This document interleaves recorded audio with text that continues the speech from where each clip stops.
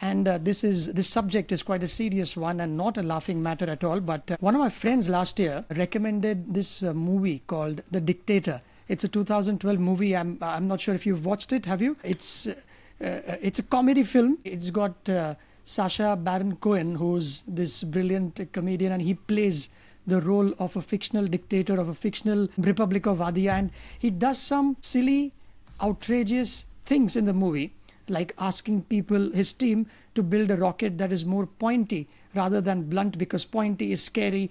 And I thought at first that this is taking it to some ridiculous extreme, but after having read your book, not quite. I mean, can you give a few examples as to the eccentricities of some of these mad men in charge of big countries? Yeah, for sure. I mean, I've seen some clips of the movie. I haven't actually watched the movie outright, but it is accurate to say that there are some dictators and other tyrants that behave in deeply strange ways. You look at them and you think they've totally lost their mind. So one of the examples from Central Asia actually is a dictator who wrote a kind of self-help crossover holy book and then basically made everybody in the country study it. So school children had to study it.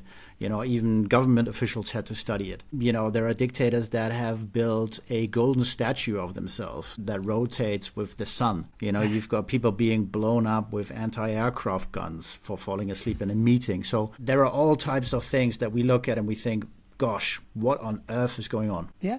And the person that you talk about is Kim Jong-un, right, of North Korea, who basically had one of his folks executed because he slept at a meeting. And I found it amusing that there was, but not it must be quite serious down there, but they could summon an aeronautics engineer to fix his toy planes. And the guy had to come because otherwise he'd probably be shot dead. So it's quite crazy.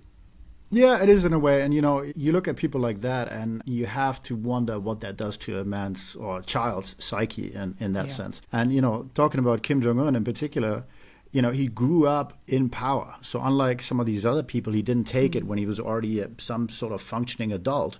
But from the very beginning of his life, he was in an environment where people had to bow down to him, in some cases figuratively and in other cases literally. And obviously that does something to a person. And there's a journalist speaking about Kim Jong-un who said something like, when we're children, all of us have this situation where we are treated as the center of the universe. But for the vast majority of us, that stops when we get older. But for somebody like Kim Jong-un, it never did. He still is the center of the universe, but now not just in his little family, but in an entire country.